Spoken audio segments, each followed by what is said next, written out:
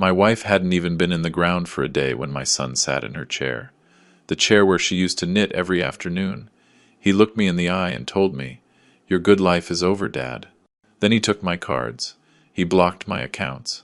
He left me without a single dollar and looked at me like I was trash that needed to be taken out. 82 years of building a life. And in one morning my son wiped me off the map. If this story touches your soul, subscribe. Every day there is a new story that could be yours. Tell us where you are listening from. I still have the smell of the cemetery dirt on my hands. No matter how much I wash them, it is still there. That deep, damp smell of buried things. I still feel the weight of Emily's coffin when we lowered it into the grave. How my arms trembled. How I felt like I was sinking right along with her. And here I am, sitting in my own living room looking at a dead cell phone and some credit cards that are useless now. I have them scattered on the table like cards from a losing hand. My name is Nicholas Garrison. I am 82 years old. 40 years ago, I built an auto parts factory that today gives work to 120 families. 40 years of waking up before dawn. 40 years of sweat, of risk, of sleepless nights. But none of that matters now because yesterday I buried my wife. And today my son buried me. Emily died on Thursday at 6 in the evening. I was sitting by her bed just like every day for the last 3 years. I knew every sound in that room. The hum of the air conditioner, the dripping of the IV, the constant beep of the monitor marking her heart. Kidney failure had eaten her body little by little, but she never complained. Not once. That afternoon the monitor started sounding different, slower, more spaced out, like a clock running out of wind. She opened her eyes and looked for me. Those brown eyes that I fell in love with 60 years ago. I grabbed her hand. It was cold, very cold. I tried to warm it with mine, but I couldn't. She squeezed my fingers with the little strength she had left and told me, "It doesn't hurt anymore, my love. It doesn't hurt anymore." Then she took a breath. Once, twice, and the third time the air didn't come back out.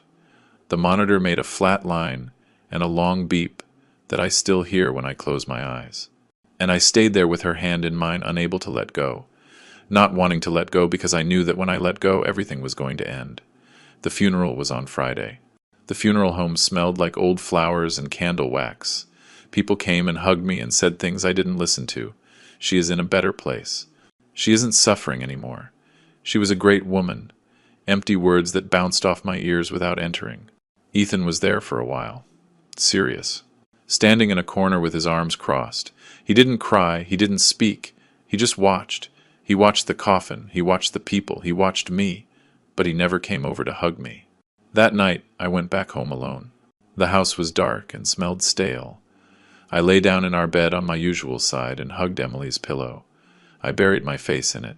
It still smelled like her gardenia perfume. That scent I met when I was 22, and that accompanied me every day since then. I closed my eyes and tried to imagine she was there sleeping next to me like always.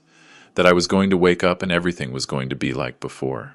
But on Saturday at 9 in the morning the doorbell rang and everything went to hell. I opened the door expecting a neighbor with condolences, a basket of bread, some flowers, but it was Ethan. He had a wrinkled shirt and dry eyes. He walked into the house without saying hello, without hugging me, without saying "I'm sorry, Dad," as if he were walking into an office. Behind him came Jessica, his wife, with her head down and her eyes glued to the floor. She didn't look at me. She didn't say anything. Behind her was Ryan, my 16-year-old grandson, who didn't look up from his cell phone even to say hi. I don't even know if he saw me. I offered them coffee. Nobody answered. Ethan walked straight to the living room with firm steps as if the house were his. And then I saw it. He sat in Emily's chair. In the chair where she knitted every afternoon. Where she drank her chamomile tea. Where she sat to read me recipes from the newspaper while I had breakfast. I felt nausea rising up my chest. The bile reached my throat, but I stayed quiet. I thought maybe he didn't realize. Maybe it was an accident. Maybe it wasn't on purpose. Ethan looked at me from that chair like he already owned the place. And what I saw in his eyes wasn't sadness. It wasn't grief. It wasn't anything a son should feel the day after burying his mother. It was something cold, calculated, something I didn't recognize. Or maybe I did recognize it, but I never wanted to see it, he said. "Dad, we have to talk." I nodded. I thought it was something about the funeral, the papers, Emily's will, the insurance paperwork. But then he put his hand in the inside pocket of his jacket and took out a document. A paper with stamps, letterhead, with small print that I couldn't read from where I was. He put it on the coffee table on top of the magazines Emily never finished reading. And he said, "Sign here. It is a power of attorney. Starting today, I am in charge of the accounts, the company, everything. It is for your own good. You are not in any condition to handle it." I looked at him without understanding, without being able to believe what I was hearing. I said, "What are you talking about, Ethan? I buried your mother yesterday. What kind of son are you?" He didn't blink. He didn't move a muscle in his face. He just said, "Precisely because of that." I refused to sign. I told him he was crazy, that he didn't know what he was doing, to get out of my house and not come back until his madness passed. He stood up slowly with the calmness of a snake. He put the paper back in his pocket and looked down at me. He was a head taller than me, and in that moment I realized my son was looking at me like an obstacle, like something that needs to be removed from the path. He said, "Fine, then we do it the hard way. You decide," and he walked toward the door without rushing, as if he already knew exactly what was going to happen next. Jessica followed him without looking at me, dragging her feet. Ryan, too, with the cell phone glued to his face, oblivious to everything, as if nothing was happening. I stayed standing in the middle of the living room with my heart beating so hard against my chest I could feel it in my ears. I didn't understand what the hard way meant, but half an hour later I found out, and the floor opened up beneath my feet. First it was the cell phone. I was in the kitchen pouring myself a glass of water because my mouth was dry when the screen went black all of a sudden. A white message appeared that said, "Line canceled by the account holder." I felt a pit in my stomach. I went to the computer at the desk to check the bank. I sat down, opened the page, put in the usual password, Emily's date of birth with my initials, the one I used for 20 years. Invalid data. I put it in again, more carefully, letter by letter, account blocked. Contact your branch. I felt a cold sweat running down my back between my shoulder blades. My hands started shaking on the keyboard. I went to the landline in the living room. I dialed the bank's number. A recording told me the number was in the process of transfer to another holder. I hung up and stared at the device like it was a dead animal. It couldn't be. It couldn't be. I repeated those words out loud as if saying them could change what was happening. But nothing changed. I walked through the house like a sleepwalker, trying to understand what had just happened. My feet felt heavy. My head was spinning. I went to the desk and opened the drawer where I kept cash for emergencies. A stack I always kept, for years, just in case. $500 in $20 bills wrapped in a rubber band. The drawer was empty. Not a single bill. Not even the rubber band. I felt a hole in my chest. I checked the pockets of all my jackets in the closet, one by one, looking for something. Anything. Nothing. Loose change. An old piece of gum. Crumpled receipts. I went to the bedroom and looked in Emily's nightstand, where she kept a few dollars for Sunday church offering, in a little wooden box her mother gave her, also empty. The little box was there, open, mocking me. Ethan had entered my house before coming to see me. He had gone through everything. He had opened every drawer, every pocket, every hiding place. He had taken every dollar he found. I stayed standing in the middle of the room with my hands shaking, feeling the floor moving under my feet as if there were an earthquake. In less than an hour, my own son had left me without access to the bank. Without a phone, without cash. He had turned me into a homeless man inside my own house. I don't know how long I stood there in the middle of the room staring at nothing. Minutes, hours. Time stopped existing. When I reacted, the sun was already gone and the house was dark. I hadn't turned on a single light. I hadn't eaten anything. I hadn't drunk water. I walked to the living room, dragging my feet, and sat on Emily's sofa, the same one where she knitted every afternoon while I read the newspaper and she told me gossip about the neighbors. I ran my hand over the fabric of the backrest, rough, worn by the years. It still had a thread stuck in it from the last embroidery she didn't manage to finish. A tablecloth with blue flowers she was making for the new dining room. For when we remodel, she used to say, "It is going to look beautiful. The dining room we will never use. The tablecloth she will never finish." I stayed there caressing that thread until my eyes clouded over. That night I didn't eat. I couldn't. My stomach was closed shut, hard as a rock. I felt nauseous just thinking about food.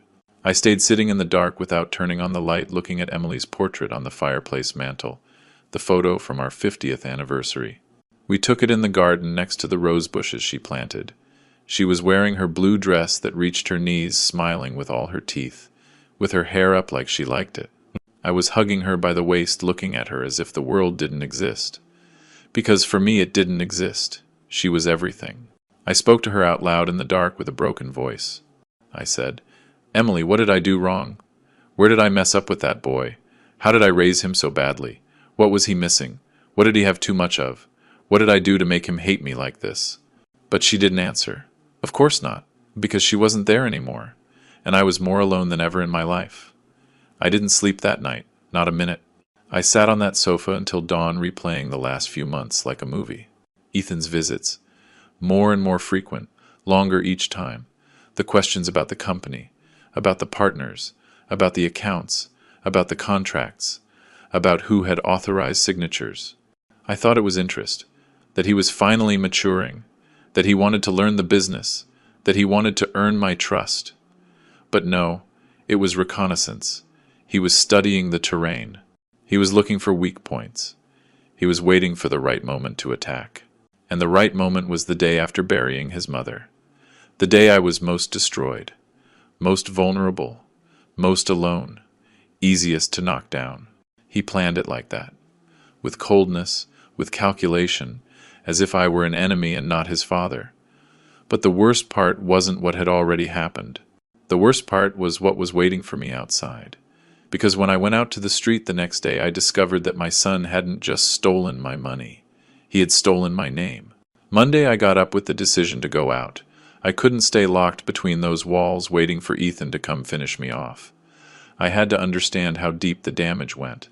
I had to see with my own eyes how much he had destroyed me. I went to shower and the water came out freezing. The water heater didn't turn on. I stood there under the cold stream, shivering, feeling every drop hit me like a punishment.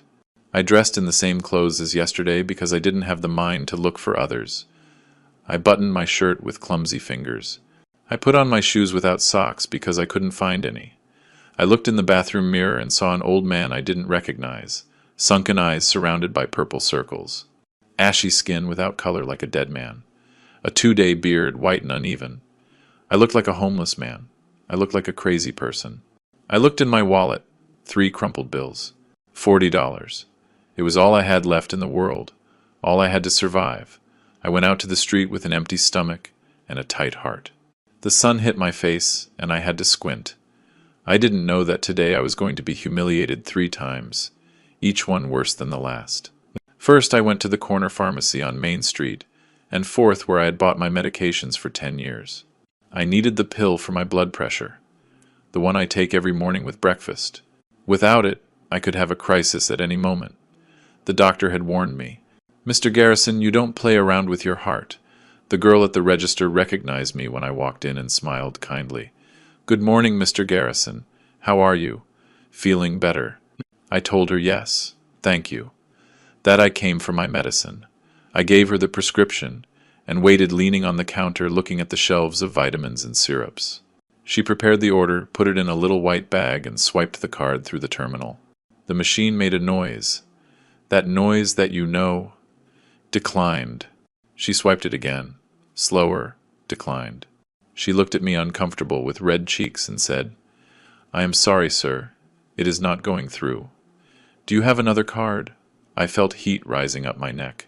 I took out one of my 3 bills and paid in cash. The change was barely enough for a coffee. I left with the little paper bag and a bitter taste in my mouth. But that was just the beginning. The warm-up before the game. I walked to the bank with heavy legs. The central branch downtown in the big stone building across from the square. I had an account there for more than 40 years. That is where I signed my first loan to buy machinery for the factory. That is where I deposited my first $1,000,000. The proudest day of my life. Everyone knew me there. The tellers, the guards, the secretaries, the managers. They greeted me by name. They offered me coffee. They attended to me in private. But when I walked in that morning, I saw new faces. Young people with cheap suits and plastic smiles. People who didn't know who I was. I asked to speak with the manager. The receptionist looked me up and down, my wrinkled clothes, my unshaven beard, and said, "Have a seat, please. Someone will be with you in a moment." They made me wait 20 minutes in a hard plastic chair next to the door, as if I were just any customer coming to ask for a loan. Finally, a guy in a gray suit came out, 30-something years old, with gel in his hair and a face like he has more important things to do. He looked at me without any respect and said, "Follow me." And he took me to a small cubicle with glass walls where everyone could see but nobody could hear, like a fishbowl, like a zoo cage. The manager sat behind a particle board desk and opened his computer. He typed something with 2 fingers slowly while I watched him from the other side. Then he frowned, tilted his head, and looked at me with an expression I couldn't decipher. He said in a low but sharp voice like a knife wrapped in velvet, "Mr. Garrison, your account has a preventive block. It was requested 2 days ago by a direct family member, a son, according to the record. The reason indicated is—" He paused for a long time, as if it was hard for him to say, as if he felt embarrassed for me. Presumed cognitive incapacity. I felt like I had been punched in the stomach. The air left my lungs. I repeated the words like an echo. Cognitive incapacity. He nodded without looking me in the eyes, shuffling papers on his desk. He said, "It means there are doubts about your mental capacity to manage your own resources. It is standard procedure in these cases. Don't worry. It is temporary until the family situation is resolved." I wanted to scream at him. I wanted to get up and grab him by the tie and tell him that I had built more in a year than he was going to build in his whole damn life. That I gave work to 120 families while he couldn't even type well. But I couldn't. The words didn't come out. I stayed mute with my mouth open, feeling the world collapsing around me. I got up from the chair without saying anything and walked out of the cubicle. The receptionist said something to me that I didn't hear. The guard opened the door for me. I went out to the street and felt my legs shaking, like they weren't going to hold me up. A cold sweat ran down the back of my neck and soaked my shirt. People passed by me, walking normally, buying things, talking on the phone, laughing, living their lives, and I felt like everyone was looking at me, that everyone knew, that everyone was thinking, "There goes the crazy old man, the one who can't even handle his money anymore."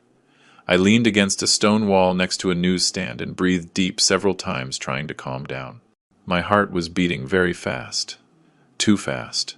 I thought, "I am going to have a heart attack right here in the street. They are going to find me lying here like a dog." I needed to sit down. I needed to eat something, fill my stomach with whatever. Then I thought of the diner, the restaurant where I had lunch for more than 30 years. I had a monthly tab there that I paid punctually on the 1st of every month. Without fail. They knew me there my whole life. They treated me like what I was. There I was, still someone. I walked the 4 blocks to downtown, with my hands shaking and my stomach growling.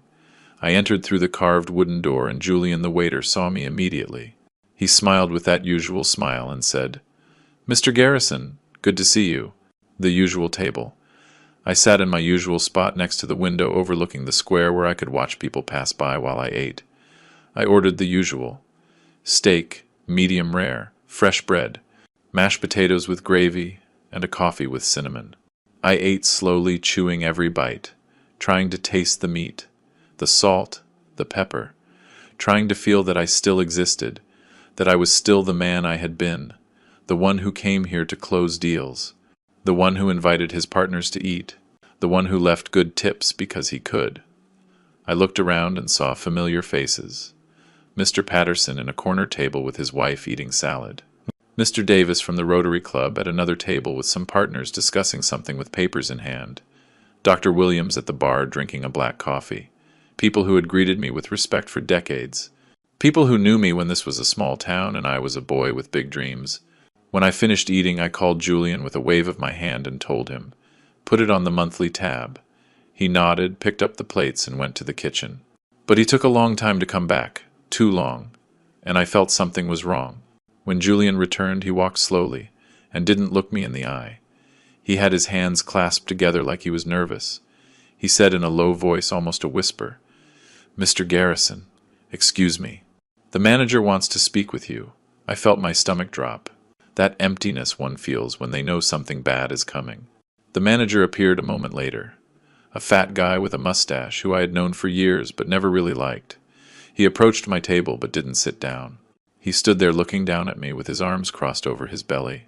And he spoke loud enough for the surrounding tables to hear every word. "Mr. Garrison, unfortunately, your account with us was cancelled. Mr. Ethan Garrison called yesterday personally to inform us. He left very clear instructions that you are no longer in your right mind. He said not to give you credit under any circumstances, that any debt you incur he is not going to recognize nor pay. I am very sorry. You are going to have to pay in cash." I felt my face burn. Blood rushed to my head. My ears were ringing. I saw it like in slow motion. The couple at the table next to me stopped eating and turned to look at me with their mouths open. I saw Mr. Patterson lean toward his wife and whisper something in her ear, pointing at me with his chin. I saw Mr. Davis lower his head and look at his plate uncomfortable as if he was ashamed to know me. Everyone looking at me. Everyone judging me. Everyone thinking the same thing. Poor old man. He went crazy. He is finished. He is useless now. We should pity him. I took out the 2 bills I had left, $20, and I put them on the table. It wasn't even enough for the coffee. Julian, with sad eyes, said, "Mr. Garrison, don't worry. I will cover it from my tips. No need." But I didn't let him finish. I didn't want his pity. I didn't want anyone's pity. I got up from the chair with my knees shaking and walked toward the door. Every step weighed like lead. Every step was a mile. I felt the stairs stuck in my back like knives, like needles, like burning coals. I went out to the sidewalk and stood there not knowing what to do, not knowing where to go. The midday sun hit my face hard, burning my skin. But I felt cold, a cold that came from inside, from the bones, from the soul. I had no money. I had no phone. I had no one to call. I had nowhere to go. I looked at the cobblestone street I had walked 1,000 times since I was a boy. The same stores, the same trees, the same iron benches, but everything seemed strange to me, as if it wasn't mine anymore, as if I didn't belong there anymore, as if they had erased me from the map and nobody had noticed. I thought about Emily, how she always knew what to do when things got difficult, how she always had a word, an idea, a solution, how she would grab my hand and tell me, "You can do it, my love. You have always been able to." But she wasn't there anymore, and I was alone, completely alone, in the middle of a street full of people. I had never felt so alone in my life. Then I heard a voice behind me, a woman's voice, shy, worried. "Mr. Garrison." I turned around slowly, almost without strength.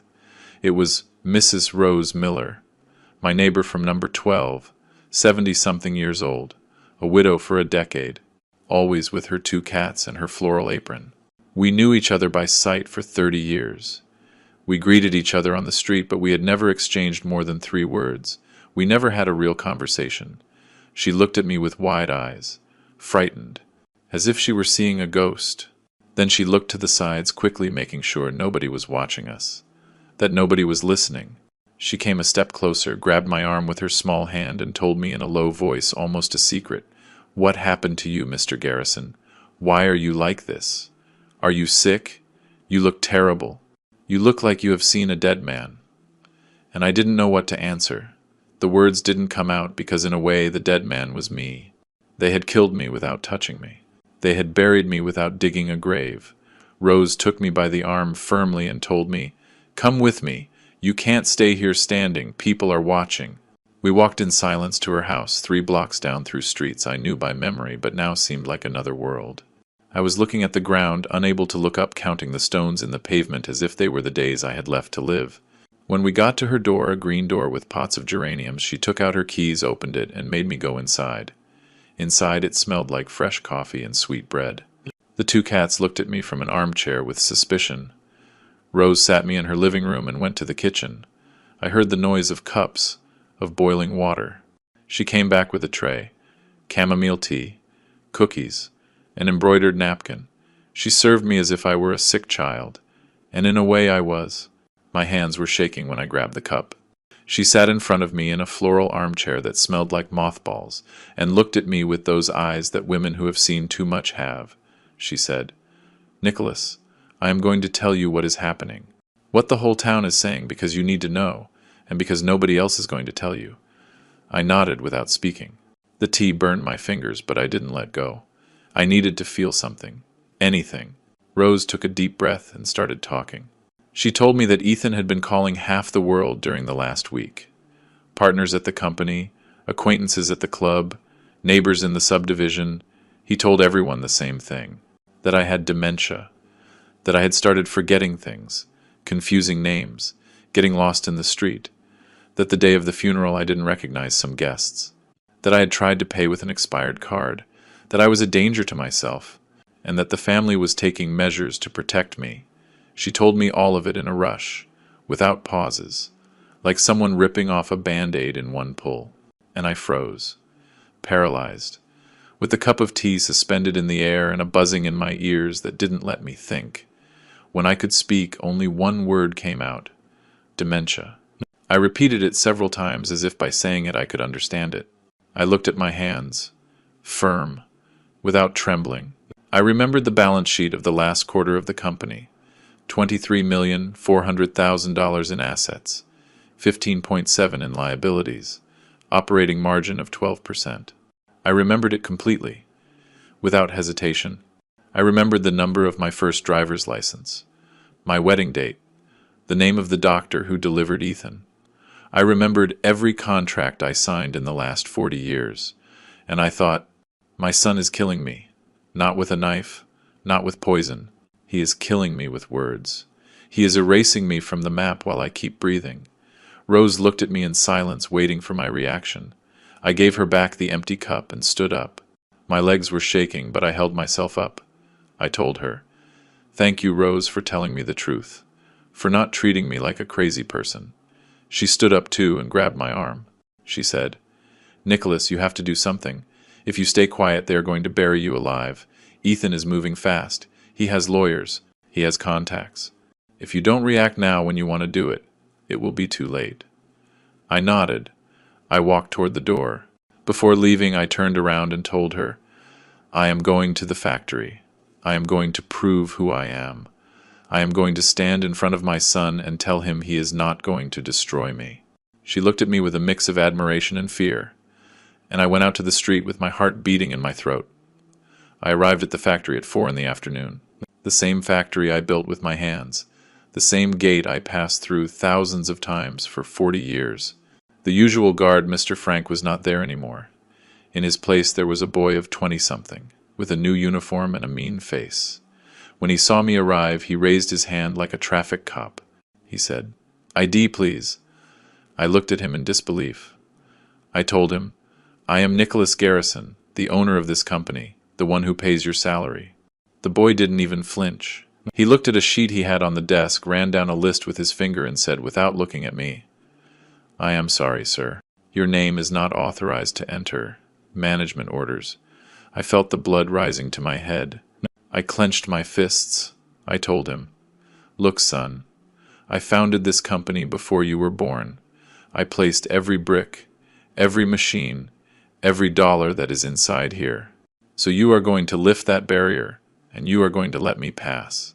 The boy looked at me with a calmness that gave me more rage than if he had yelled at me. He said, "Sir, if you don't calm down, I am going to have to call security."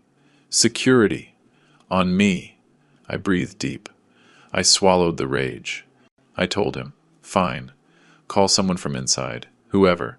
Let them tell me to my face that I can't come in." The boy nodded, picked up a phone, spoke in a low voice for a minute, then hung up and told me, "You can wait in the lobby. Someone will attend to you." I went into the lobby and sat in one of those plastic chairs they put out for suppliers. Me, sitting like a supplier in my own company. I waited 5 minutes. 10, 20. The receptionist. Another new face. Didn't even look at me. She typed on her computer as if I didn't exist. Finally, the hallway door opened and a woman appeared. Young, 30-something. Straight hair to her shoulders, gray suit, high heels. Perfect smile. One of those smiles that don't reach the eyes. She walked toward me with short steps and extended her hand as if I were a client. She said, "Mr. Garrison, what a pleasure. I am Aura Penelope Medina, executive assistant to Mr. Ethan. How can I help you?" I looked her up and down. I had never seen her in my life. I told her, "I want to speak with my son." She didn't lose the smile. She said, "Mr. Ethan is in a very important meeting. He cannot be interrupted. If you like, I can schedule an appointment for next week. Does Thursday at 10 work for you?" I looked at her in disbelief. I said, "An appointment to speak with my own son in my own company."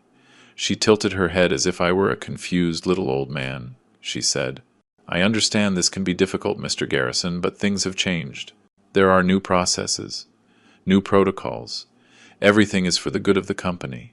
She spoke to me as if I were a hindrance, as if I were nobody, and the worst is she did it with a smile. I got up and walked toward the hallway that led to the offices.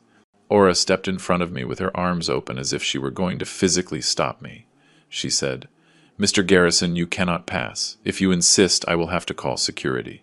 I stopped. I looked her in the eyes and then looked around. The marble floor I chose. The walls I painted white because Emily said it gave peace. The paintings I bought at an auction in the city. They weren't there anymore. In their place were some horrible abstract paintings, the kind that don't mean anything. Everything had changed. Everything. I told her, "This company is mine. I built it." Aura smiled again and said, "It was yours, Mr. Garrison. Now things are different." And in her voice there wasn't mockery. There was something worse. There was pity. I left without saying anything else. I walked through the parking lot with my head burning, and then I saw them. Two old workers. Martinez from production, who had been with me 25 years, and Lomelli from maintenance. He started as a sweeper, and I promoted him to supervisor. They were smoking next to a truck. When they saw me, they froze. Martinez looked away. Lomelli lowered his head. Neither greeted me. Neither said anything. I passed by them expecting a gesture. A word. Something. But nothing. I got into my car and saw them in the rearview mirror. They were still there with cigarettes in hand, watching me leave. They were afraid. Afraid of being seen talking to me. Afraid of losing their job. Afraid of Ethan. I started the car and left there, not knowing where to go. I drove through streets I knew by memory but now seemed foreign. I passed the park where I took Ethan as a child, the church where I married Emily, the school where my grandson studied. Everything the same. Everything different. I was the one who had changed. Or rather, I was the one they had changed. I drove until the sun went down and the streets got dark. The gas tank marked reserve. I had no money to fill up. I had nowhere to go. I had no one. I parked on a street I didn't know in a neighborhood of low houses and mechanic shops and stayed there with my hands on the steering wheel staring at nothing.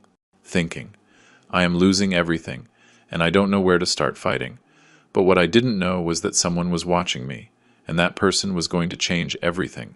I parked on an unknown street, and I don't know how long I stayed there. Minutes, maybe an hour. I had been driving in circles not knowing where to go. The car shut off only when the little gas that was left ran out. I stayed in the dark with my hands still gripping the steering wheel, looking through the dirty windshield. The neighborhood was humble. One-story houses with peeling facades. Mechanic shops with the curtains half closed. A little grocery store with a yellow light flickering. A small church at the end of the street with a blue neon cross, I thought. I have no money for gas. I have no money for a taxi. I have no money to eat. I have no one to call. And I felt something I hadn't felt in decades. Something I thought I couldn't feel anymore. Fear. Pure and cold fear like when I was a child and got lost at the fair. Then someone tapped on the glass. 3 dry knocks. I jumped. I turned my head and saw a face looking at me from outside. An older man, 70-something years old, with gray hair and skin tanned by the sun. He had hands stained with black grease and wore faded blue coveralls. He looked at me with curiosity without hostility. I rolled down the window a few inches and he said, "Good evening, sir. Are you okay? You have been parked there a long time and haven't gotten out of the car.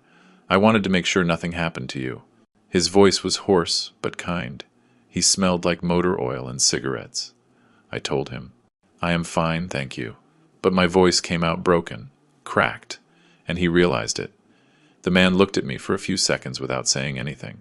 Then he nodded slowly, as if he had made a decision. He said, "Look, I have a shop right here across the street. I don't know what happened to you, and I am not going to ask if you don't want to tell me. But you have the face of someone who hasn't eaten in a good while. I have fresh coffee and some sandwiches my neighbor brought me.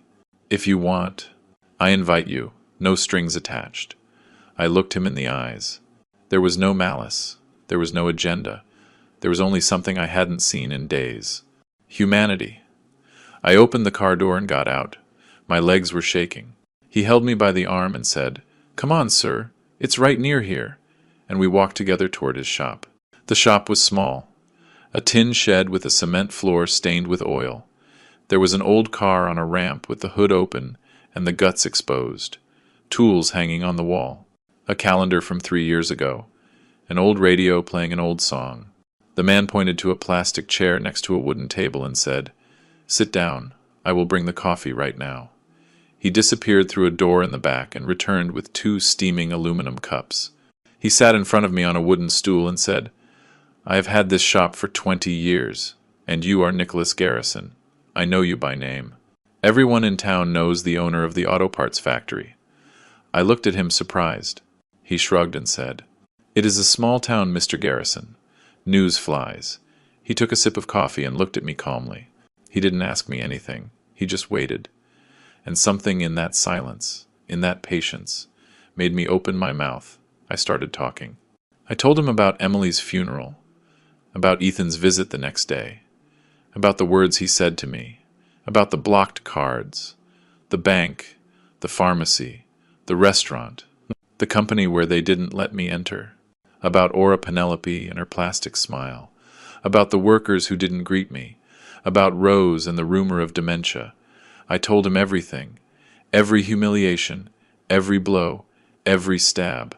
I spoke for an hour without stopping, and he listened to me, without interrupting, without opining, without judging. He just listened. If you are listening to my story right now, I ask you to leave me a comment telling me where you are listening from. Sometimes knowing there is someone somewhere in the world listening to me gives me strength to keep going. Because that night in that shop that smelled of grease and cigarettes, I felt like someone was listening to me for the first time in days. Robert didn't know me. He didn't owe me anything. He had no reason to help me. And yet there he was, listening to me as if my story mattered, as if I mattered, and that in that moment was more valuable than all the money Ethan had stolen from me. When I finished talking, I was empty, exhausted, as if I had vomited everything I had inside. Robert stayed quiet for a moment, looking at his coffee cup. Then he looked up and told me, "Mr. Garrison, I am going to tell you one thing. You are not crazy. Anyone who listens to you for 5 minutes realizes you have a clearer head than most. What is happening to you is not your fault. They are hunting you. And the one who hunts like that, with that coldness, does not stop until finishing the job. Your son is not going to stop until you have nothing. No money, no company, no name. So you have 2 options. Either you let yourself be hunted or you start fighting." I looked at him in silence. He was right. Of course he was right. But fight with what? I had no money. I had no access to my accounts. I had no lawyer. I had no proof of anything, I said. "And how do I fight, Robert? I have nothing." He nodded and got up. He went to the back kitchen and came back with a plate. It had 2 sandwiches, a piece of cheese and a banana. He put it in front of me and said, "First eat. How long has it been since you ate?" I tried to remember. "Yesterday. The day before. I didn't know. My stomach hurt. But not from hunger. From nerves. From rage." I grabbed a sandwich and took a bite. It was cold, but it was the tastiest thing I had tasted in days. Robert watched me eat and said, "After you eat, we think." I ate everything he put in front of me. Every bite gave me back a little strength. When I finished, Robert picked up the plates and said, "Look, Mr. Garrison, I am not a lawyer or a businessman or anything like that. I am a mechanic. I fix cars. But I know something about life. Nobody fights well if they don't sleep and don't eat. Today you stay here. I have a little room in the back where I sleep sometimes when I have to work late. It is not the Hilton Hotel, but it has a mattress and a blanket. Tomorrow, with a cool head, we think about what to do. I looked at him, not knowing what to say. That man didn't know me. He had no obligation to me. And he was offering me more than my own son. The little room was small, a twin mattress on some boards, a gray blanket that smelled of cheap softener, a cross nailed to the wall with a tack, a small window that looked out to the alley. I lay down dressed with my shoes on, looking at the tin roof. Outside I could hear crickets and the distant noise of cars. I thought about Emily. I thought about our big bed with the cotton sheets she washed every week. I thought about how her hair smelled when she hugged me at night. And I wondered what she would say if she saw me there, sleeping in a mechanic shop, hiding from my own son. I closed my eyes and felt the tears rolling down my temples. But I didn't dry them. I let them fall. That night I slept. I don't know how many hours. I don't know if it was 3 or 6 or 10, but I slept. I slept for real, without nightmares, without startled awakenings. And when I woke up with the sun coming through the little window, I felt something I hadn't felt since Emily's funeral. Hope.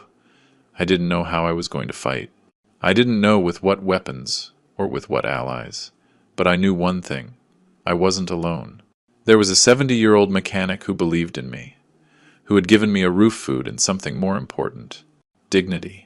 Robert had given me shelter, but the weapons to fight were going to be given to me by another person, someone I didn't expect, someone who had as much to lose as I did.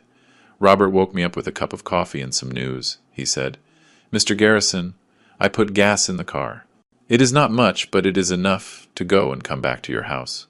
Go. Solve your things. And if you need anything, I am here. Here what we have plenty of is grease, and what we lack is money. But a coffee and a sandwich there is always." He squeezed my shoulder and accompanied me to the car. Before I got in, he told me, "Remember what I told you. The one who hunts like that doesn't stop until he finishes. Move fast, Mr. Garrison. Don't give them time to finish you off." I nodded, started the engine, and drove toward my house with a knot in my stomach. I didn't know what was waiting for me, but something told me it wasn't going to be good. I arrived at the house around noon. Everything looked the same from the outside. The garden with the rose bushes Emily cared for, the vine climbing the wall, the wooden door I had a carpenter make. But when I entered, I knew something had happened. The study door was open. I always left it closed. I walked there with my heart pounding in my chest, and when I entered, I felt the air leaving my lungs. The desk drawers were open, ransacked, papers thrown on the floor. The bookcase moved, and in the place where the desktop computer was, there were only loose cables and a dust mark. They had taken it, everything, the computer, the document folders, the backup hard drive, the USB drives. 40 years of files disappeared. I stood in the middle of the disaster, unable to move. Then I heard footsteps behind me. I turned around and saw Carla in the doorway. Her eyes were red and her hands were shaking. She said with a broken voice, "Mr. Garrison, forgive me." I tried to stop him, but I couldn't. I asked her what she was talking about, and she told me. Yesterday afternoon Ryan came, my grandson, with a black truck and 2 guys she didn't know. He said Mr. Ethan had sent him to pick up important documents, that they were orders, that it was for grandfather's own good. Carla told him he couldn't take anything without my permission, but Ryan ignored her. They went into the study, emptied everything into boxes, and left, in less than an hour, without leaving anything. Carla tried to call me, but my phone didn't work and she didn't know where to find me. I sat in the desk chair and stared at the empty space the computer had left. In that machine was everything. 40 years of contracts, financial statements, correspondence with clients and suppliers, meeting minutes, powers of attorney, everything that proved who I was and what I had built, and now it was in Ethan's hands. I told Carla, "It is not your fault. You couldn't do anything." But inside I felt the fence closing in. Every day they took something else from me. First the money, then the company, then the name, and now the documents, the proof, the memory. They were erasing me piece by piece, and I didn't know how to stop them. Carla was still standing in the doorway, wringing her hands. I told her to sit down. She obeyed, but didn't look at me. She had her eyes glued to the floor, then she said, "Mr. Garrison, there is something else I have to tell you." I felt a chill in my stomach. She took a deep breath and continued. Mr. Ethan called me yesterday afternoon, after they took the things. He told me they don't need me anymore, that starting next week the house is going to be empty, that you are going to go to a specialized clinic, and the property is going to be put up for sale. I froze. I repeated, "A clinic." Carla nodded. That is what he said, a clinic for people with mental problems. And that I didn't have anything to do here anymore. I looked her in the eyes. Carla Reyes, 15 years working in this house. She arrived when Emily started with the first symptoms and we needed help. She stayed all these years taking care of both of us. Emily trusted her more than anyone. She told her things she didn't tell me. She asked her for advice. She gave her the pearl necklace her mother left her. And now Ethan was kicking her out like an old piece of furniture. I told her, "Carla, listen to me well. I am not going to any clinic. I am not crazy. And this house is not for sale. My son is trying to take everything from me, but I am not going to allow it." She looked up. I saw tears. And I also saw something else. She wanted to believe me. But she was afraid. Carla wiped her eyes with the back of her hand and said, "I believe you, Mr. Garrison. I have known you for 15 years. I know you are not bad in the head. But Mr. Ethan, he is saying very ugly things. To everyone. To the neighbors. To the people at the company. To whoever wants to listen to him.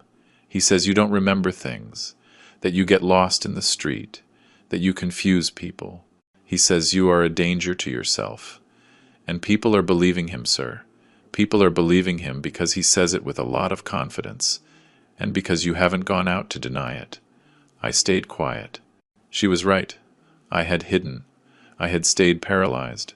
And meanwhile, Ethan had taken control of the narrative, of my life, of my story. I grabbed Carla's hand. It was cold, trembling. I told her, "Thank you for telling me the truth, for not treating me like a crazy person. Now I need you to do something for me." She nodded, waiting. I told her, "Go home. Rest. Collect what they owe you, and don't come back until I call you. And above all, don't tell anyone we spoke. Not Ethan. Not anyone in the family. Not the neighbors. Nobody." She looked at me with wide eyes. She asked, "What are you going to do, Mr. Garrison?" I told her, "I am going to fight. But I need to do it in silence. If Ethan knows I am reacting, he is going to move faster. I need time." She nodded, got up, and walked toward the door. Before leaving, she turned around and said, "Take care, sir, and may God bless you." Then she left, and I was left alone. I walked through the empty house. Every room was a blow. The kitchen where Emily prepared her famous roast every Christmas. The dining room where we celebrated my mother's 80th birthday. The bedroom where my 2 children were born because Emily didn't want to go to the hospital. Everything was the same, and everything was different. The silence was dense. Heavy, like a wet blanket. Emily's scent was still in some corners. In the closet, in the curtains, in the pillow I hadn't washed. But every day it was fainter, more distant. Soon it was going to disappear. And I was going to be left alone with the walls. If they let me stay, I thought, I need help. I need someone who knows about laws. Someone who knows how this works. Someone to help me fight. Then I thought of Thomas Miller, a childhood friend. We grew up together in the same neighborhood, went to the same school, played on the same football team. He studied law while I went into business. He became a corporate lawyer, specialist in business law. For 40 years he was my legal advisor. He helped me incorporate the company, sign contracts, resolve conflicts. He was honest, intelligent, loyal, but we hadn't spoken for 2 years. A stupid fight about politics at a dinner, we argued. We said things we shouldn't have, and neither of us had the pride to pick up the phone afterwards. Emily told me to call him. That life is short. That pride is poison. But I didn't listen to her. And now she wasn't here. And I needed Thomas more than ever. I went to the landline in the living room, the only one that still worked in the house. I picked up the receiver and dialed Thomas's number. I still knew it by memory. It rang once, twice, 3 times, I thought. He isn't going to answer. He doesn't want to know anything about me. Then I heard a click and a hoarse voice that said, "Hello." It was him.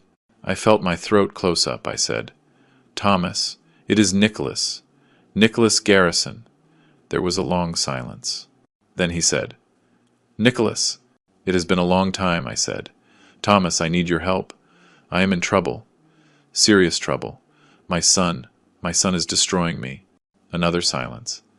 Then he said, "Come to my office tomorrow, at 10, and bring everything you have." He hung up without saying goodbye.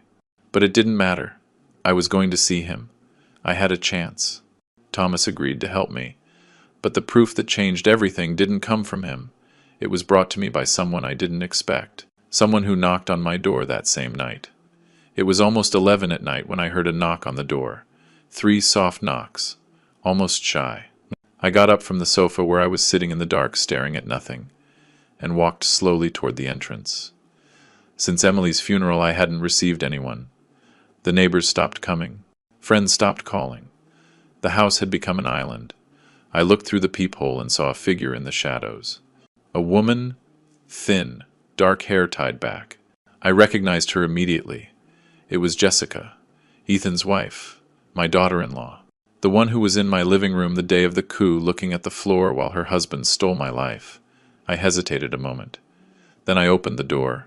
She entered quickly, almost pushing me, and closed the door behind her. Her eyes were wide open. She looked back as if someone could have followed her. I looked at her closely and saw she was destroyed. Pale as paper, deep dark circles under her eyes, almost black. Her hands were shaking. She had a manila folder pressed against her chest as if it were a life preserver. I said, "Jessica, what are you doing here? Did something happen?" She looked at me with the eyes of a cornered animal. She said, "Dad, I have to show you something. If I don't do it now, I won't have the courage later. And you need to see this. You need to know what is happening." Her voice was a thread. It broke with every word. I told her to sit down, but she shook her head. She said, "I don't have time. Ethan thinks I went to the pharmacy on call. If I take too long, he is going to suspect." She sat on the edge of the sofa without leaning back and put the folder on the coffee table. She opened it with trembling hands. Inside there was a pile of printed pages. Jessica started taking out the papers one by one, explaining each thing. She said, "I found all this on Ethan's computer. He has a hidden folder. He thought nobody was going to see it, but I saw it. And I copied everything. They were emails. Dozens of emails. Between Ethan and a man named Victor Price. I knew the name. An investor from Chicago who had wanted to buy part of the company a few years ago. I told him no. He seemed shady to me. Too aggressive. And now he was in contact with my son. The emails spoke of corporate restructuring, liquidation of non-productive assets, removal of the majority partner for mental incapacity. I read it 3 times to be sure I understood. They were planning to take the company from me, legally, with papers, with lawyers, with everything. I kept reading. Each page was worse than the last. There were sales contracts with future dates, stock transfers that I never authorized, powers of attorney with my forged signature. I knew because I never signed with that stroke. Emily taught me to make a signature that nobody could copy. And that wasn't my signature. There were also requests for medical opinions addressed to 3 different psychiatrists. They asked for evaluations of severe cognitive deterioration for an 82-year-old patient. The patient was me. The requests were signed by Ethan as the responsible family member. Everything was dated. Everything was organized. Everything was ready to be executed. Only one thing was missing: the signature of the judge declaring me legally incompetent. One of the emails froze my blood. It was dated 3 days before Emily's funeral. It said, "Victor, the old lady is about to kick the bucket. As soon as that happens, we move. I have everything ready. Aura already prepared the documents. The old man won't even know what hit him." And further down, Victor responded, "Perfect. Between the company and the properties we are talking about, $10 million. You keep 40%, and I keep the rest. In 60 days, we are partners." I felt my stomach turning. I read it again, and again. My son, my own son. He had been planning this for months while Emily was dying in the hospital, while I held her hand and promised her she was going to be okay. Ethan was in his office calculating how much he was going to make with his mother's death and his father's destruction. I left the papers on the table and stared at them without saying anything. My hands were shaking. I felt nauseous. I felt like the living room was spinning. Jessica looked at me with eyes full of tears. She said, "Dad, I didn't know. I swear. I didn't know anything about this. I knew Ethan was ambitious. I knew he wanted the company. But I didn't know he was capable of this. Of destroying his own father. Of forging documents. Of hiring psychiatrists to declare you crazy. When I saw it," her voice broke. "When I saw it, I couldn't stay quiet. I couldn't." I asked her, "Why do you bring it to me, Jessica? Why don't you go to the police?" She shook her head. She said, "Because the police are not going to believe me. Ethan has contacts. He has money. He has lawyers. You are the only one who can do something with this." I got up from the sofa. I walked to the window and stared at the empty street. I thought about Emily, about the last week of her life, when the pain didn't let her sleep anymore. One night she squeezed my hand very hard and told me, "Nicholas, be careful with Ethan. He is not the son you think he is. I have seen things. I have heard things. Promise me you are going to open your eyes." I told her yes. Of course, to calm down. But I didn't listen to her. I thought it was the morphine delirium. I thought she was confused. But no, Emily knew. Emily saw what I didn't want to see and tried to warn me. And I didn't listen. Now she was dead, and I was alone with a stack of papers that proved my son was a monster. I turned toward Jessica. She was still sitting on the edge of the sofa with her hands clenched on her knees.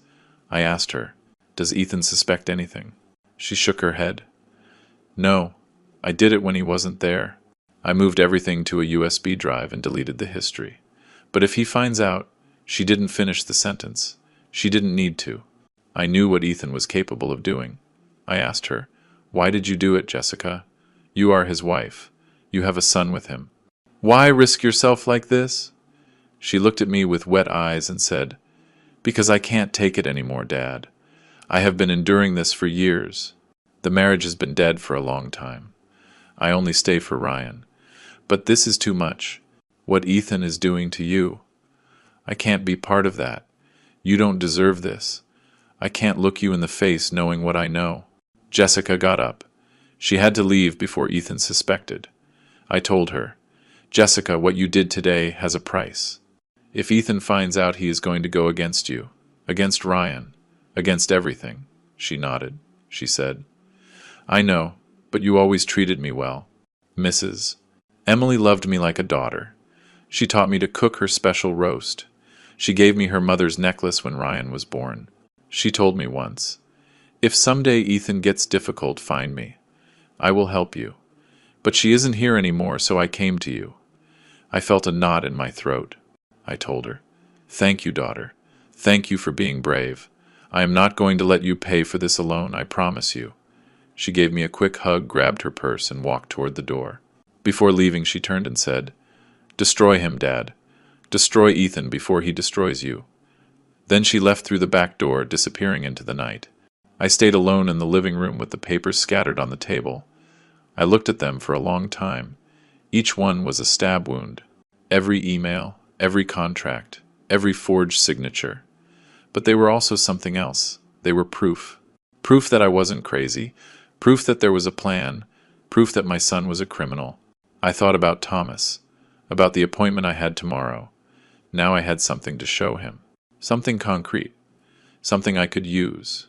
But I also thought about Jessica, about the risk she had taken, about what was going to happen to her if Ethan discovered the truth. And I thought about Emily, about her last warning, about how she tried to protect me from the great beyond.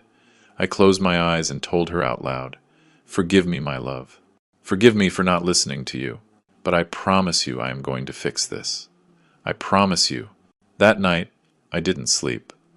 I sat on the sofa with Jessica's documents in my hands, reading them over and over again, memorizing every detail, every date, every name, every figure. When dawn came, my eyes were burning and my head was full of numbers. But I also had something I hadn't had in days. Ammunition. Jessica had given me the weapons to fight. Now I just needed an army. Thomas was the first. But I was going to need more. I was going to need someone from inside the family. Someone who knew Ethan, someone who had as much to lose as I did. And then I thought about Ben, my youngest son, the one who went to Seattle years ago, the one who almost never called, the one who seemed to have forgotten me. It was time to look for him. It was time to see whose side he was on. If this story is reaching your heart, subscribe now. Every day, someone is telling what they could never say out loud. Leave your comment and tell me if you have also lived through something similar. At 10 in the morning the next day, I was sitting in Thomas Miller's office. It was a small office filled with law books piled up to the ceiling, smelling of old coffee and yellowed paper. Thomas was on the other side of the desk with Jessica's documents spread out in front of him. He read them slowly with a furrowed brow, running his hand over his bald head every time he found something new. I watched him in silence, with my heart beating in my throat. When he finished, he left the papers on the table and looked at me with an expression I had never seen on him. A mix of rage and astonishment. He said, "Nicholas, this is corporate fraud, forgery of documents, attempted illegal interdiction. Your son can go to jail, and Victor Price too. This is serious. Very serious." I asked him what we could do. Thomas leaned back in his chair and thought. Then he said, "First, we need to block the interdiction. If Ethan manages to get a judge to declare you incompetent, we lose everything. I am going to ask for an emergency injunction. Second, we need more witnesses. Jessica is key, but one person is not enough. We need people from inside the company, shareholders who are loyal to you, someone from the family who can testify in your favor." I thought about Ben again, the one who went to Seattle 10 years ago because he couldn't stand Ethan's character, the one who didn't come to his mother's funeral because he was late to the airport, or so he said. Thomas lent me his phone and I dialed Ben's number. It rang 4 times. I thought he wasn't going to answer. Then I heard his voice. Hoarse, tired. "Hello," I told him. "Ben, it is me. Your father." Silence. Long silence. Then he said, "Dad, what happened? Are you okay?" I told him no, that I wasn't okay, that his brother was destroying me. I told him everything. The coup, the cards, the bank, the restaurant, the company, Jessica's documents, the interdiction, everything. I spoke for 15 minutes without stopping, and he listened in silence. When I finished, there was another long pause. I thought he was going to tell me he couldn't get involved, that he had his life in Seattle, that this was between Ethan and me. But then he said something that broke me. "I am coming there, Dad. Forgive me for not going before. I knew something was wrong, but I was afraid of Ethan. I was always afraid of him." 2 days later, Ben arrived. I saw him enter through the door of Thomas's house, and I felt my knees buckle. He was thinner than I remembered, with gray hair at his temples and wrinkles around his eyes. But he still had the same face as when he was a boy. Emily's same face. He walked toward me and hugged me, hard, without saying anything. I felt my shoulders shaking and I realized I was crying. He was too. We stayed like that for a long while, hugging in the middle of Thomas's office, crying like 2 lost children. Afterwards, he pulled away, looked me in the eyes and said, "I am not going to leave you alone, Dad." He promised. "We are going to end this together." And for the first time in weeks, I felt I could win. During the next 3 days, we worked without stopping. Thomas prepared the lawsuit and the request for the injunction. Ben contacted 3 old shareholders of the company who had always been loyal to me. Mr. Porter, who was my first partner, my cousin Arthur, and Mr. Herbert, an investor who entered in the 90s. All 3 agreed to support me. Jessica, meanwhile, kept gathering evidence. Every night she sent me encrypted emails with more documents from Ethan's computer. Contracts, transfers, messages with Victor Price. Everything was adding up. Everything was fitting together. It seemed the plan was working. It seemed we were going to make it. But on Thursday morning, everything fell apart. Jessica disappeared. I tried to call her cell phone. Off! I sent her messages. No answer. I wrote to her email. Nothing. I called the house, and the maid answered. She told me Mrs. Jessica had left early with Mr. Ethan and hadn't returned, that she took a small suitcase, that Mr. Ethan said they were going to Vermont for a few days. I felt a hole in my stomach. Something was wrong. Very wrong. I told Thomas and Ben to come with me. We drove to Ethan's house, in the Oak Hills subdivision. I rang the doorbell. I waited. The door opened, and there he was, my oldest son, with a smile that froze my blood. Ethan leaned on the doorframe and looked at me with a calmness that was scary. He said, "Dad, what a surprise! What are you doing here?" I told him I was looking for Jessica, that I needed to speak with her. He widened his smile, a wolf's smile. He said, "Ah, Jessica. Yes, she is resting. I took her to a clinic in Vermont. A very nice place. Very quiet. The stress of the grief affected her a lot, you know. She started with insomnia, with anxiety, with weird ideas. The doctor said she needed rest. A few weeks of internment, for her own good." I looked him in the eyes. I knew exactly what he had done. Jessica wasn't sick. Jessica had betrayed him, and he had taken revenge. I stepped closer. I told him, "Ethan, I know what you did. I know everything. The contracts, the transfers, the emails with Victor Price, the forged signatures, the interdiction, everything." He didn't lose the smile. He said, "I don't know what you are talking about, Dad. I think you are confused. Again, I already told you. You are not well. You should go get checked." Ben took a step forward. He said, "Enough, Ethan. We know what you are doing, and we are going to stop it." Ethan looked at him with contempt. He said, "Ah, look who showed up. The prodigal son. The one who ran away to Seattle because he couldn't handle the pressure. Now you come to play the hero." Ben clenched his fists. I grabbed his arm. I told him, "Let's go. There is nothing to do here anymore." And we left with our blood boiling and our souls on the floor. Back in Thomas's office, I let myself fall into a chair. I said, "Jessica was our main witness, the one who had access to everything. Without her, the case weakens. Ethan knows it. That is why he locked her up." Thomas stayed quiet a moment, thinking. Then he said, "Wait. Before disappearing, Jessica did something smart. Something very smart." I looked at him without understanding. He opened his computer and showed me his inbox. There were 3 messages from Jessica sent the night before her disappearance, each one to a different address. Thomas, Ben, and a third one I didn't recognize. In all 3 there was the same thing. Copies of all documents, all emails, all the evidence. Jessica had sent backups, as insurance, in case something happened to her, and she had also forwarded copies to me. Thomas closed the computer and looked at me. He said, "Your daughter-in-law knew this could happen. She knew Ethan was going to discover her sooner or later. That is why she sent everything before. The evidence is safe. The case stands." I felt a relief that loosened my muscles, but I also felt anguish. Because Jessica was still locked in a clinic in Vermont, alone, scared, paying the price for helping me. I told Thomas, "We have to get her out of there." He nodded. He said, "I am going to request a court order, but I need more. I need something that proves the internment was forced. I need another witness." I stayed in silence. Another witness. Who else knew what was happening? Then I thought of someone who had been there the whole time, someone who saw everything without anyone seeing her. And 2 days later, that person knocked on the door. It was 2 days before the shareholders' meeting when I heard a knock on Thomas's office door. It was 7 in the evening. It was getting dark. Thomas went to open it, and I heard a woman's voice. A voice I knew. I peeked into the hallway and saw her. Carla. My Carla. The woman who worked 15 years in my house. She was standing in the doorway with a grocery bag pressed against her chest, shaking like a leaf. Thomas looked at her with suspicion. He said, "Who are you?" She swallowed saliva and said, "I am Carla Reyes. I worked for Mr. Nicholas and Mrs. Emily for 15 years, and I have something to show you." I got closer. I put my hand on her shoulder. I told her, "Come in, Carla. You are among friends." We sat her in a chair and gave her a glass of water. Her hands were shaking when she grabbed it. Thomas asked her what she brought.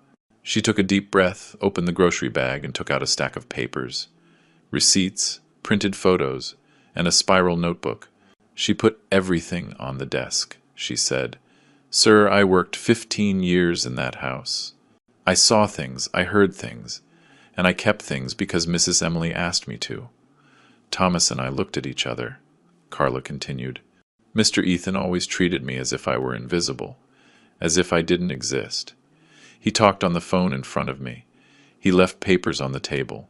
He never greeted me, he never looked at me, but I was there, I was always there. And I saw everything. Thomas started reviewing what Carla had brought. There were receipts of bank deposits to accounts that weren't the company's. There were photos of documents she took with her cell phone when Ethan left them on the dining table.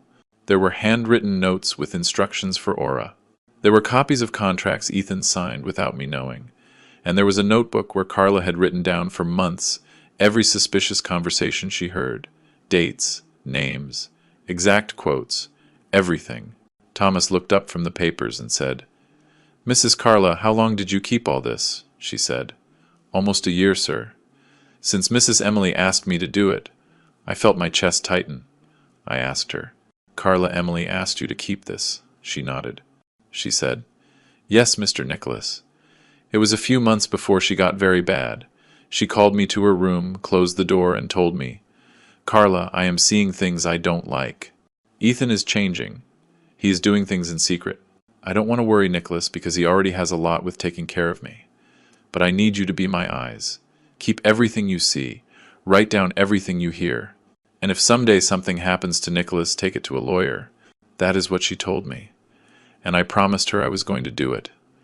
I felt my eyes filling with tears. Emily, my Emily. She knew. She always knew. And she protected me in the only way she could." Thomas put Carla's documents together with Jessica's emails. Now he had a complete file. Emails, forged contracts, illegal transfers, first-hand testimonies, photos, notes, everything. I told him, "Is it enough to get Jessica out of the clinic?" He nodded. He said, "It is enough for that, and for more. I am going to request an emergency court order. With this, I can prove that Jessica's internment was forced, that there is no legitimate diagnosis, that it is a kidnapping disguised as medical treatment." He got up, grabbed his briefcase, and said, "I am going to the courthouse right now. If we are lucky tomorrow morning, Jessica will be free." He left the office almost running, and I stayed there looking at Carla, not knowing how to thank her. The next morning, Thomas called me at 7. He said, "We have the order. I am leaving for Vermont." 3 hours later, he sent me a message. "We have her. Jessica is free. We are on our way." I felt my heart return to my chest. I sat in a chair and took a deep breath. Ben looked at me and said, "Are you okay, Dad?" I told him yes, that Jessica was free, that she was coming here. He smiled. It was the first time I saw him smile since he arrived. At 2 in the afternoon, Thomas arrived at the office with Jessica. When I saw her, I felt a punch in the stomach. She was skinny, pale, haggard. Her lips were dry and her hair was dirty, but her eyes were shining, with rage, with determination. She hugged me and whispered in my ear, "I am ready, Dad. I am going to finish him." We all sat around Thomas's desk. Him, me, Ben, Jessica, Carla. And Thomas explained the situation.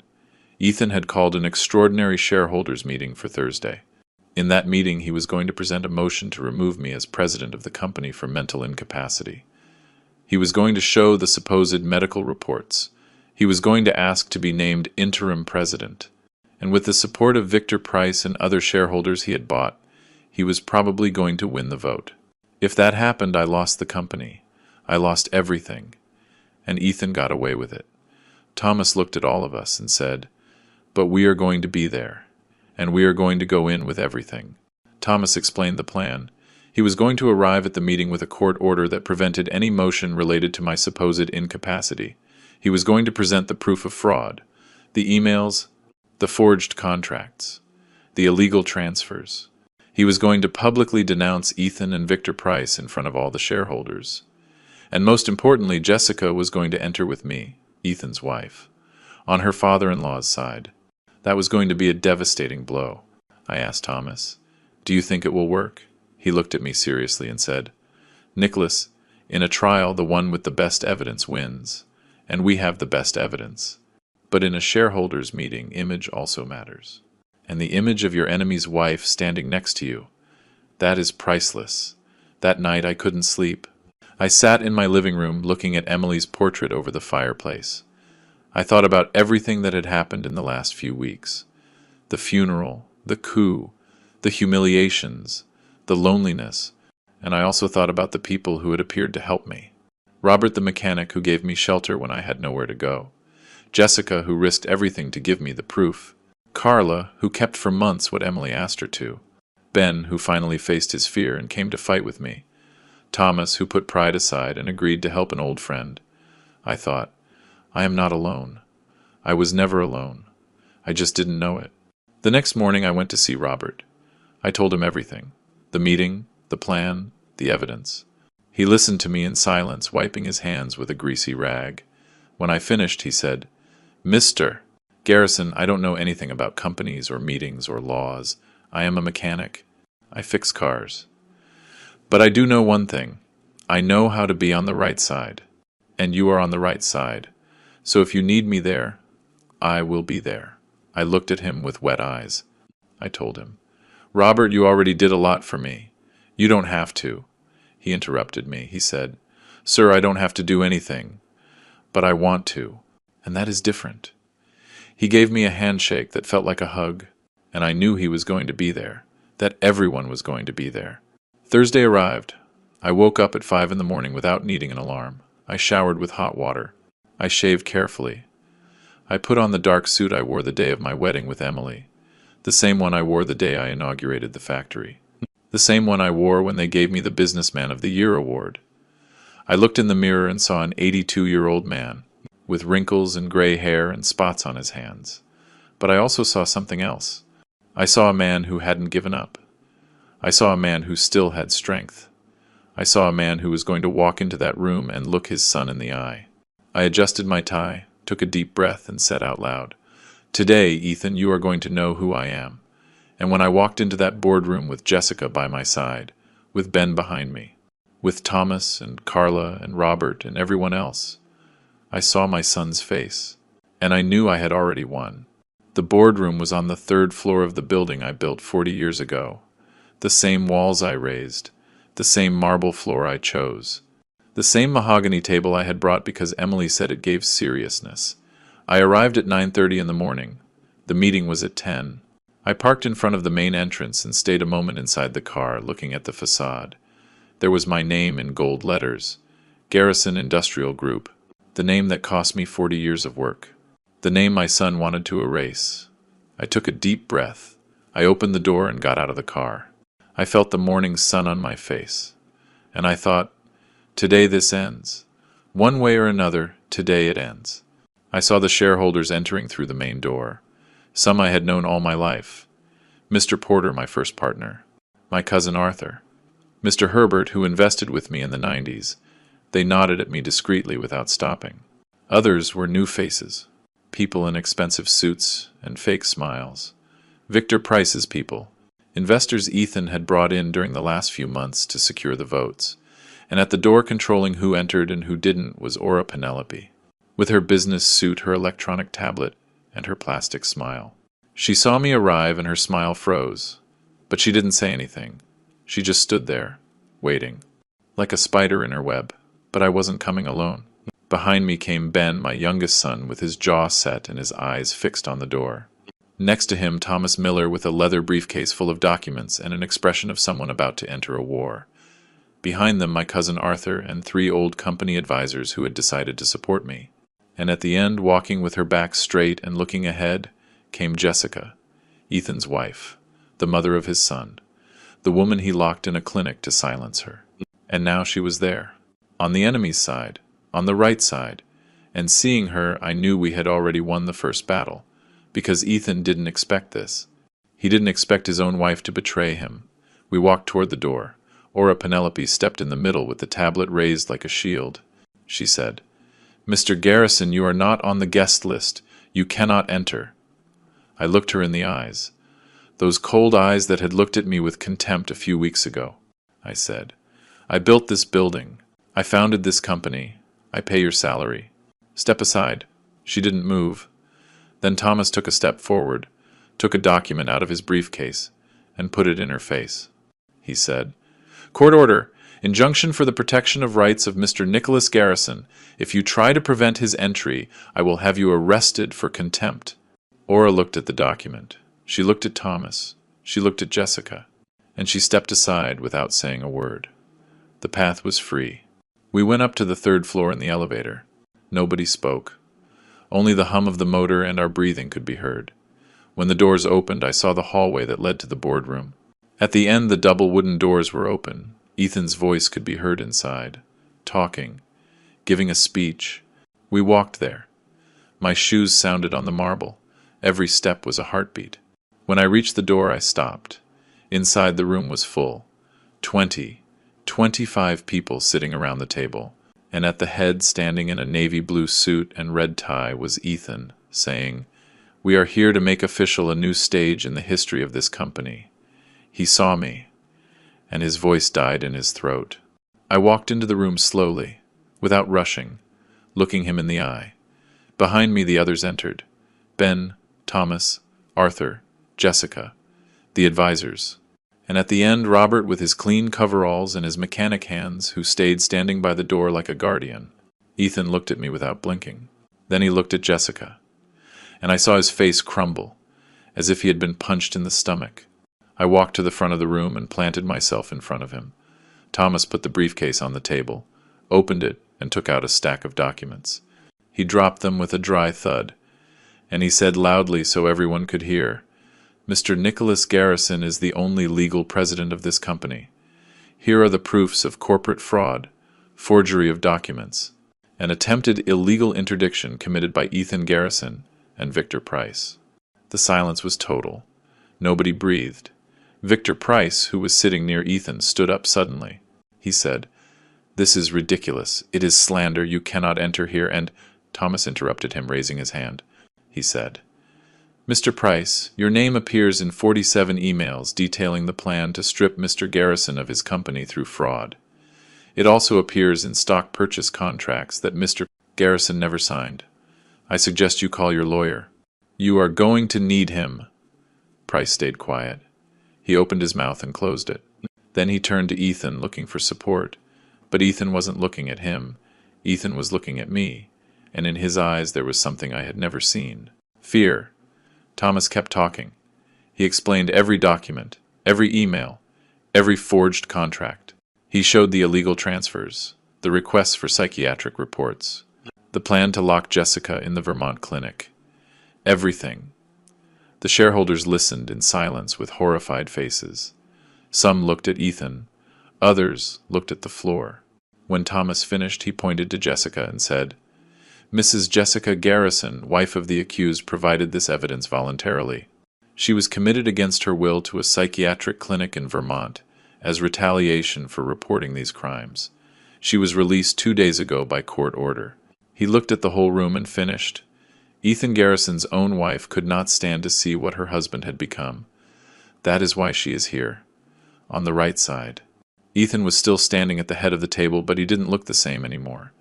His shoulders had slumped. His face had turned gray. He looked at me with a mix of hate and defeat. I took a step closer. I looked him in the eyes. Those eyes that were once those of a boy who asked me to teach him to ride a bike. Those eyes that were now those of a stranger. And I told him slowly so every word would reach the bottom. "The day after burying your mother, you sat in my living room and told me, 'Your good life is over, Dad.' Do you remember?" He didn't answer. I continued. "Well, today, son, you discover one thing. Your good life never started. Because a good life is not built by stealing. It is not built by lying. It is not built by destroying your own blood." Ethan lowered his head. He said nothing.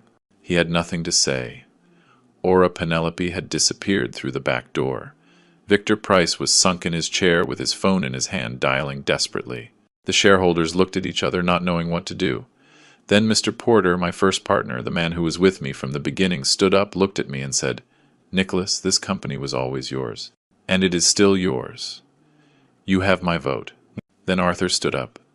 Then Mr. Herbert. Then others. One by one, the shareholders who really knew me stood up. Some applauded, others nodded. And I stayed there, standing in front of my defeated son, feeling that the weight I had carried for weeks was finally lifting from my shoulders. I didn't smile. I didn't celebrate. I didn't shout for joy. I just took a deep breath and looked around. I saw Ben with wet eyes and a trembling smile. I saw Thomas closing his briefcase with the satisfaction of a job done. I saw Jessica pale but firm, looking at her husband with an expression that wasn't hate but pity. I saw Carla, who had entered at the end without me noticing, standing next to Robert at the door, wiping her eyes with a handkerchief. And I saw Robert the mechanic, who gave me shelter when I had nowhere to go, looking at me with pride as if he were my own father. I said to everyone, "Thank you." Just that. Thank you. Then I looked up at the ceiling toward where I imagined Emily was and thought, "We did it, my love. We did it together like always." But the story wasn't over yet. There was one last conversation missing, the hardest one of all. 2 days after the meeting, I called Ethan and asked him to come to the house. Alone, without lawyers, without Jessica, without anyone. I wanted to talk to my son one last time. I wanted to look him in the eye and understand. He accepted. He arrived at 5 in the afternoon when the sun was already going down and the light entered golden through the windows. I opened the door and saw him. He was haggard, deep circles under his eyes, his tie loose, his suit wrinkled. He seemed to have aged 10 years in 2 days. I let him in without saying anything. We walked to the living room and sat in the same places where we sat the day of the coup.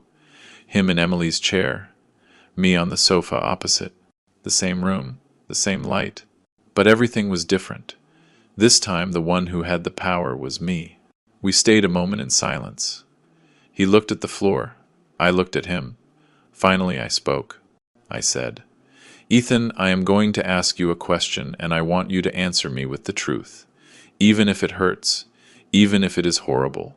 The truth." He nodded without looking up. I took a deep breath and asked, "Did you ever love me, son?" The silence became thick, long. He kept looking at the floor. I saw his jaw trembling, that he was clenching his fists on his knees. 10 seconds passed. 20. 30. I thought he wasn't going to answer, but then he looked up and looked me in the eyes. And what I saw there broke my heart. It wasn't evil. It wasn't hate. It was pain. An old, deep cysts pain. Ethan spoke slowly with a hoarse voice. He said, "I don't know, Dad. I don't know if I ever loved you. What I know is that I always wanted to be like you, since I was a boy. I wanted you to look at me like you looked at the company. I wanted you to be proud of me like you were proud of your achievements. But I never could. I was never enough. Ben was the sensitive one, the good one, the one who looked like Mom. And I was the ambitious one, the hard one, the one who never did anything right. Every time I tried something, you corrected me. Every time I proposed something, you improved it. You never let me win. You never let me shine. And that rotted me from the inside until one day I realized that the only way to be like you was taking everything from you." I listened to him without interrupting. Every word entered me like a knife, but not of rage, of sadness, because I realized he was right. Not in what he did. That has no justification. But in what he felt. I had seen him as my heir, not as my son. I had trained him to take my place, but I never asked him if he wanted that place. I never asked him what he dreamed, what he needed, what hurt him. I raised him to be strong, but I didn't teach him to ask for help. I raised him to win, but I didn't teach him to lose. And he became this. A man who didn't know how to do anything other than destroy, because he never learned to build on his own foundations, only on mine. I told him, "Ethan, what you did has no forgiveness. You wanted to rob me, you wanted to lock me up, you wanted to erase me, and you did it while your mother was dying in a hospital. That I am never going to forget." He nodded without saying anything. I continued, "But you are my son, and I don't want to see you in jail. I don't want Ryan to grow up visiting his father in prison, so I am going to give you a way out, one way out." He looked at me with wide eyes. I said, "You are going to resign from the company. Today. You are going to return every cent you diverted. You are going to ask Jessica for forgiveness, on your knees if necessary, and you are going to disappear for a while, far away, where nobody knows you, where you can start from scratch. If you do all that, I drop the charges. And this ends here." Ethan looked at me in silence. Then he asked, "And if I don't accept?" I looked him in the eyes and told him. Then I let justice decide. Thomas has everything ready to file the lawsuit. Corporate fraud, document forgery, kidnapping. You are going to go to trial, and you are going to lose. Not because of me, because of the evidence. And when you lose, you are going to go to prison. Minimum 5 years, maximum 15. So you decide, son. You can disappear with dignity, or you can disappear in a cell. He stayed quiet for a long moment. I saw how his hands shook, how he clenched his jaw, how he looked around the room as if looking for an exit that didn't exist. Finally he got up, looked at me, and said, "I accept." Then he walked toward the door and left, without saying goodbye, without turning back, without saying anything else. That was the last time I saw Ethan. A week later he signed his resignation before a notary, returned the diverted money, almost all of it, because part of it Victor Price had already spent. He wrote a letter to Jessica asking for forgiveness, and he went to Europe, to London, they told me. He has an acquaintance there who got him a job in imports.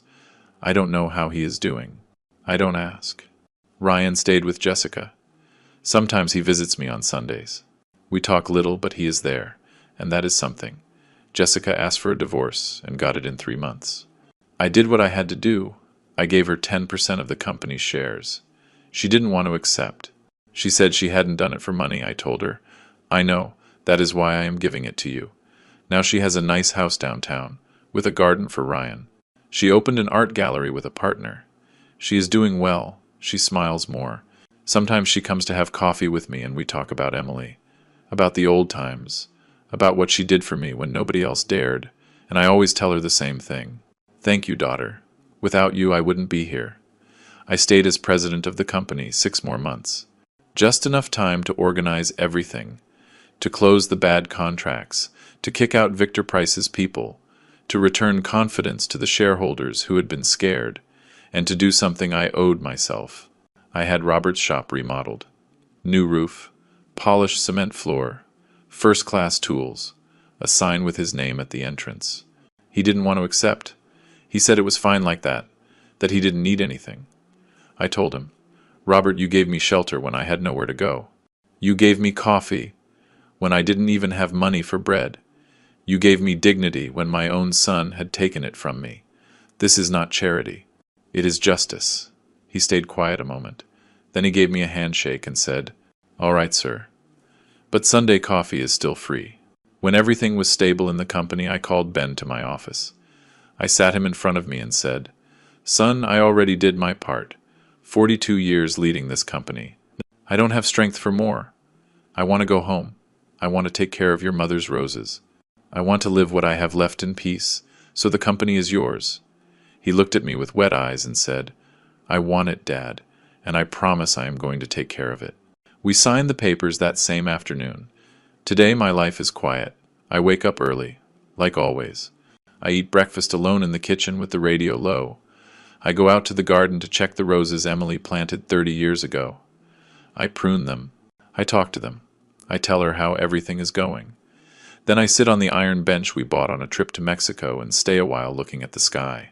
At 11, Carla arrives. She came back to work with me last month. I doubled her salary and gave her her own key. Now she is not my employee. She is my family. On Sundays, I go to Robert's shop. We drink coffee in his aluminum cups and talk about everything and nothing. Sometimes he helps me fix something on the car. Sometimes we just stay quiet listening to the radio. And it is okay. It is okay like this. People ask me if I hate Ethan, if I want to see him destroyed, if I am glad he lost everything. And the truth is no. I don't hate him. I can't. He is my son. He has my blood. He has Emily's nose. He has my father's hands. How am I going to hate that? Hate is a prison, and I was already a prisoner too long. But I don't forgive him either. Not yet. Maybe never. Because forgiving is not forgetting. Forgiving is letting go of the weight to be able to walk, and I let go of the weight. But I didn't forget what happened. I didn't forget the day he sat in Emily's chair and told me my good life was over. I didn't forget the humiliations. I didn't forget the lies. I didn't forget Jessica locked in a clinic. That is not forgotten. That is carried. But it can be carried without crushing you. If someone who is going through something similar asked me for advice, I would tell them this: don't give up. Even if your own blood betrays you, even if they take everything from you, even if they tell you that you are crazy, Even if they look at you with pity, even if they close doors on you, even if they leave you alone, you are still you, your name, your story, your dignity, that nobody can steal from you. They can take your money, they can take your company, they can take your reputation, but they cannot take what you are. And if you stay standing, if you don't give up, if you look for help, even if you are ashamed, you are going to find good people. People like Robert, people like Thomas, people like Carla, people who appear when you need them most. And with those people, you can fight, and you can win. I won at 82 years old, without money, without a phone, without access to my accounts. I won. So you can too. And you who listened to me until here, were you ever betrayed by someone in your own family? What did you do? What would you do differently if you could go back? Leave me your answer in the comments. Tell me your story. Because sometimes telling what happened is the first step to healing. If this story touched your heart, I ask you to like and subscribe to the channel. Your comment helps me continue telling these stories. Stories of common people. Stories of pain. Stories of struggle. Stories like yours. Thank you for listening to me until the end. See you in the next story.